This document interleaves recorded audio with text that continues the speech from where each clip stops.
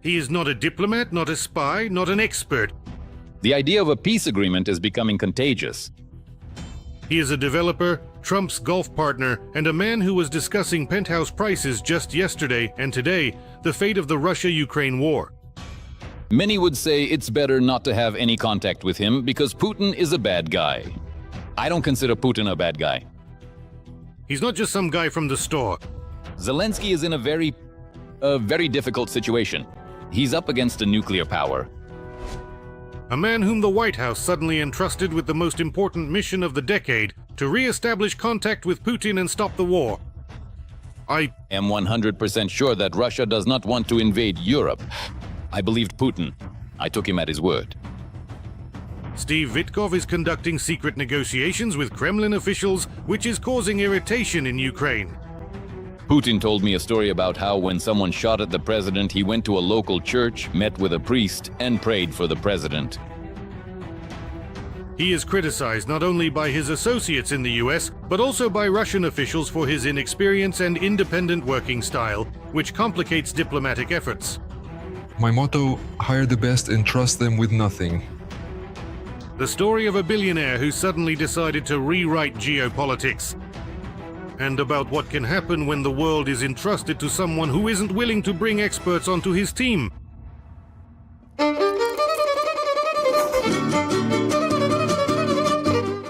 Who is he? The man who is now promoting a peace plan for Ukraine, and why he is called Donald Trump's shadow. Let me ask you this. What can you do for money in your opinion? I can do... His name is Steve Uytkoff, a New York billionaire, friend and longtime associate of the current US president.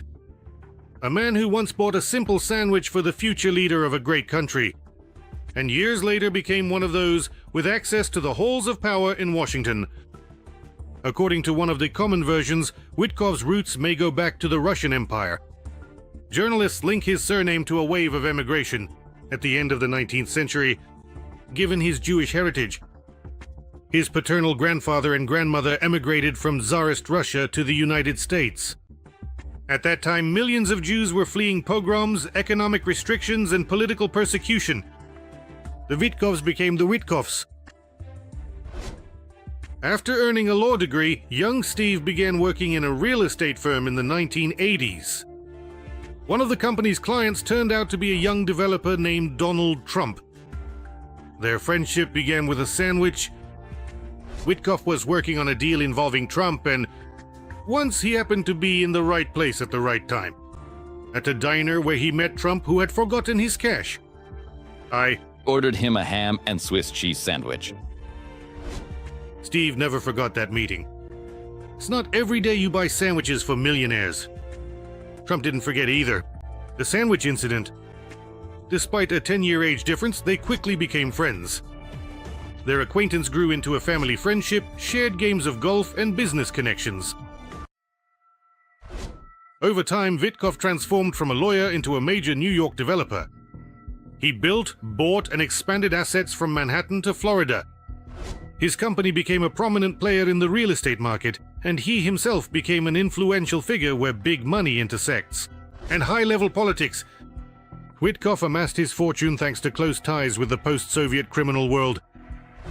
In the 1990s, Manhattan's elite real estate became the main money laundering hub for Russian criminal networks fleeing the collapse of the USSR. The FBI testified to Congress about this era. It was no secret. And it was at that time that Uytkoff and Trump came to power. This is big money and a lot of trust for young men. Today, he is called a shadow negotiator, Trump's special envoy, and even a man promoting a plan favorable to the Kremlin. I insist. You've heard enough, board lackey. Yes, I like our board. During Trump's first presidential term, Steve Uytkoff remained more of a behind-the-scenes player. On behalf of the White House, he handled business support issues during the COVID-19 pandemic, but he was not among the key political figures.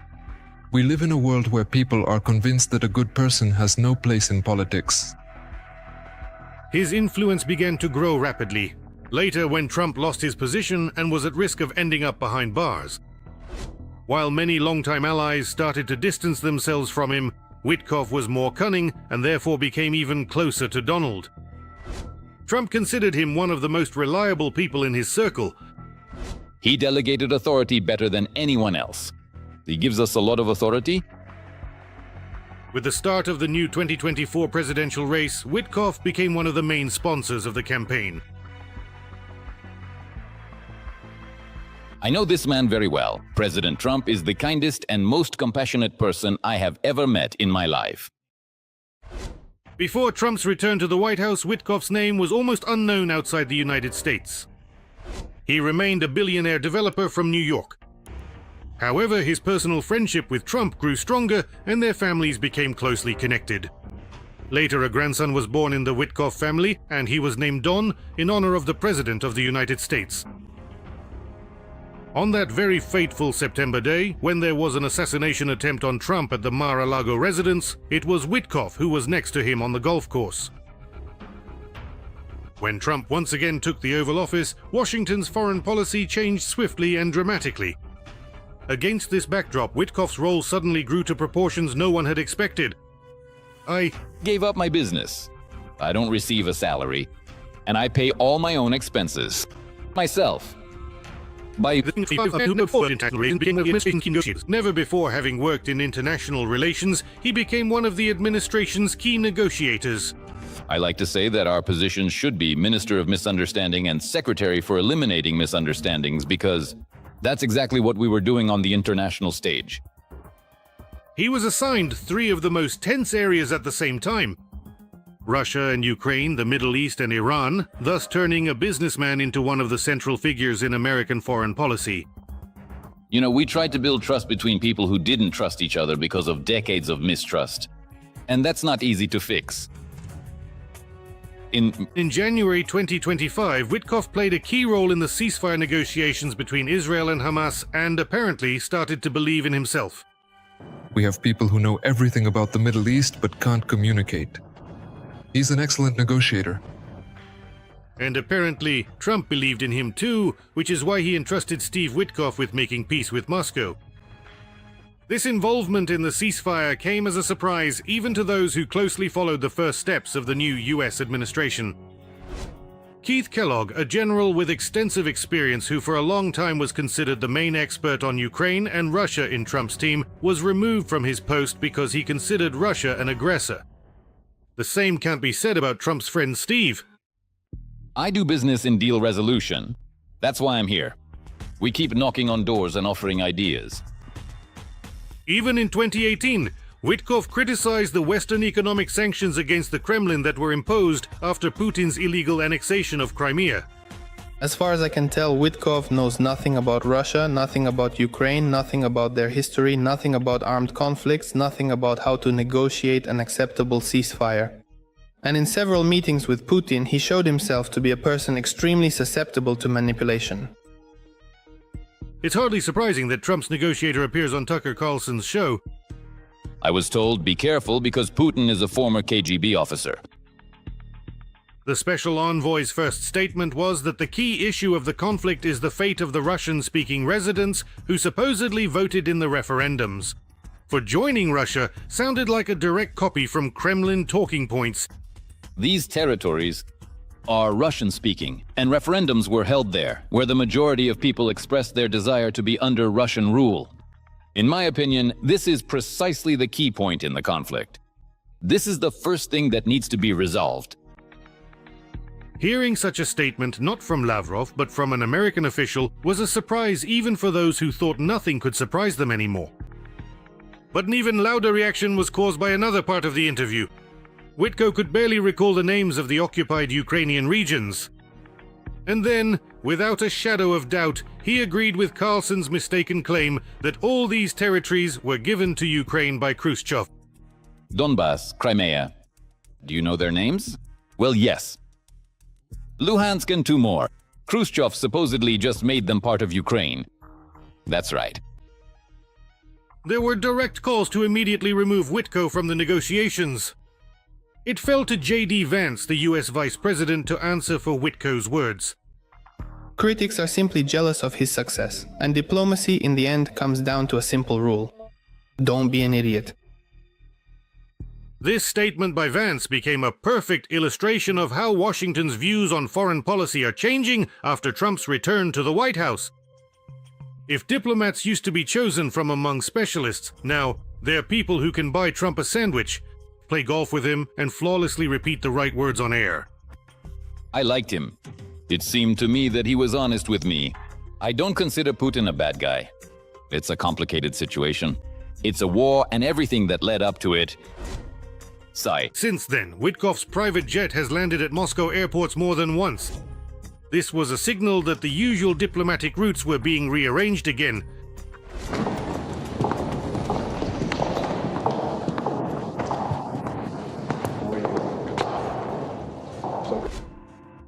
Good morning, Mr. President.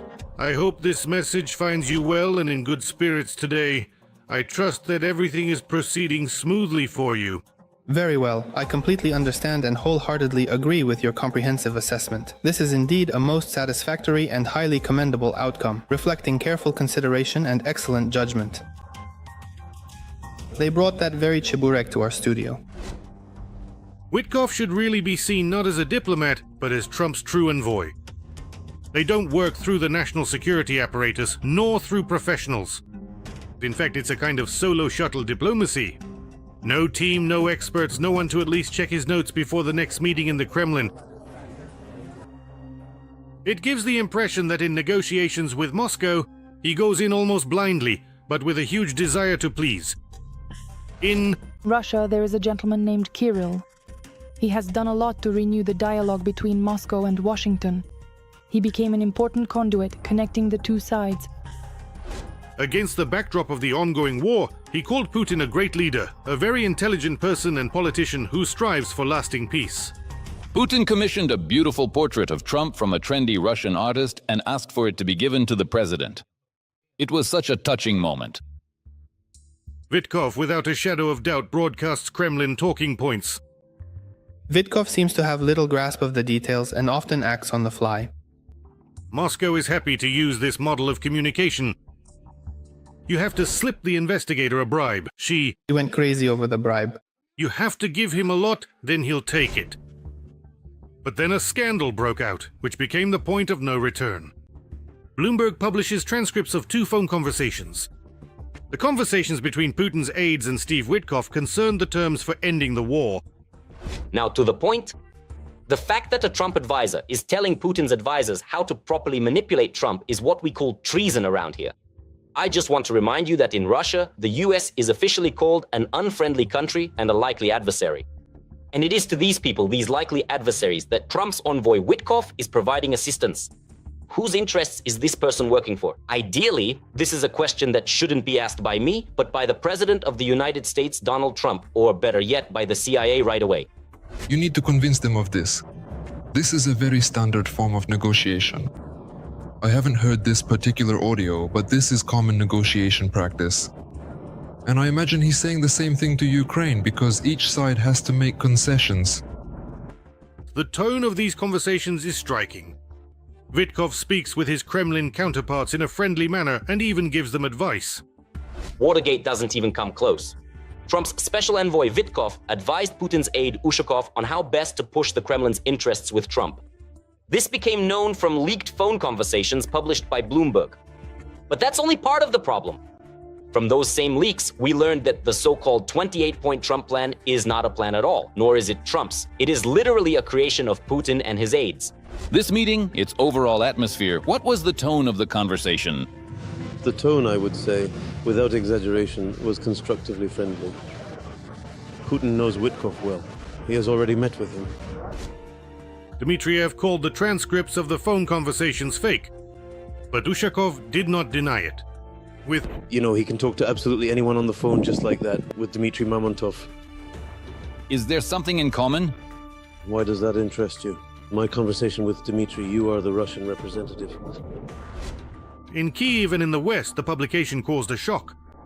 The scandal was not only about the content, but also about the manner in which the US President's special envoy discussed the fate of European security with Kremlin representatives. This idea that we all have to be like Winston Churchill, that the Russians will march across Europe, yes, I find it absurd. Despite this, Uytkoff continues to meet with his Moscow colleagues, and just a couple of weeks later, he flies to Moscow, strolls through the streets, and dines in luxurious restaurants with Putin's puppets. Who doesn't want to live in a world where Russia and the United States do good things together? It's true that he's a lousy negotiator and dove of peace. Neither the August summit in Alaska between Trump and Putin, nor the 6 visits to the Kremlin led to a softening of the Kremlin's position or its belligerent one. Rhetoric. I would like to remind you that this video is created for entertainment purposes and contains elements of satire and irony. All facts and events are presented in a hyperbolized or exaggerated form to convey a comedic or dramatic effect. Our goal is not to mislead, but to highlight humor. Please take it with a smile.